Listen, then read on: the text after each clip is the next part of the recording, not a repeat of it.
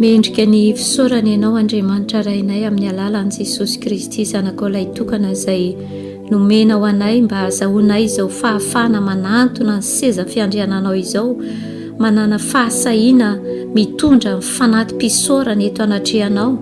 ary tsy mitsahatra misaotra anao izay satria raha mbola afaka mijoro hatrany dia noho ny fahasoavanao, noho ny famindraponao satria vaovao isan'andro izany ka dia izany indrindra tompo no entinay miatrika izao tontolo andro mahafinaritra nomena ho anay izao dia fisaorana satria nomenao fahasahiana ary indrindra fa notehirizinao narovanao tamin'ny loza maro samihafa rehetra, nositranonao tamin'ny aretina ary indrindra Andriamanitra nomenao hery tanjaka satria raha tsy hainao Andriamanitra ny miasa dia tsy toy izao izay fa ianao le tsy mba rendremana, tsy mba matory, tsy mba mety reraka fa ianao le miay anay mandraikariva. Misaotra betsaka anao tokoa izay ny amin'izao tontolo andro mahafinaritra izay omena ho anay izao ary ny fanahinao izay mitondra anay sy mitarika anay ary indrindra Andriamanitra ny amin'ny fombanao mandrakariva ny fiainanay satria fantatray fa tsy irery izay eto amin'izao tontolo izao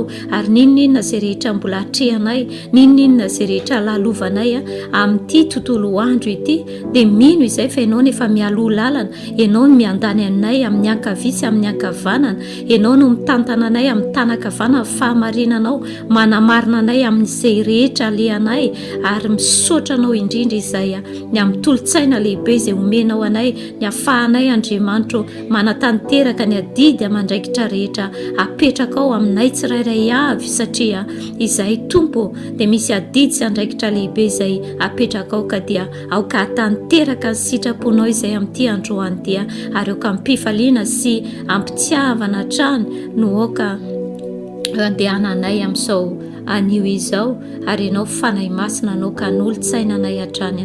ary ianao no aoka ameno anay ny fanahinao masina mba ho tahaka ny tany voton-drano izay ho votosan'ny herinao eny ianao any hanomba ny fiainan'ny tsirairay avy, hanomba ny tontolo andro ny tsirairay avy rehetra izay miara-miombom-bavaka miombom-panahy iray ao amin'i Jesosy Kristy amin'ny alalan'izao vavaka izao mba tena hiavaka tokoa ny tontolo andro ny tsirairay avy, mba tena ho feno, mba tena hatsapa izany fanatrehanao izany ka dia kasio ihany koa izay mba mora andray, mora andre ny feoanao sy izay rehetra kasika ao aminay tsirairay avy rehetra dia misaotra Jesosy eo fa ianao no mampandresanay hatrany noho ny anaranao masina tehirizo amin'ny fahamasinanao izay ary ny feno fanahy fahatahorana anao, feno fanahy fahendrena avy aminao izay mba hanananay fitondran-tena endry mendrika amin'ny filazantsaranao amin'ny anaran'i Jesosy Kristy ho anao irerany amin'ny voninahitra mba tsy izay no hita amin'ity androany dia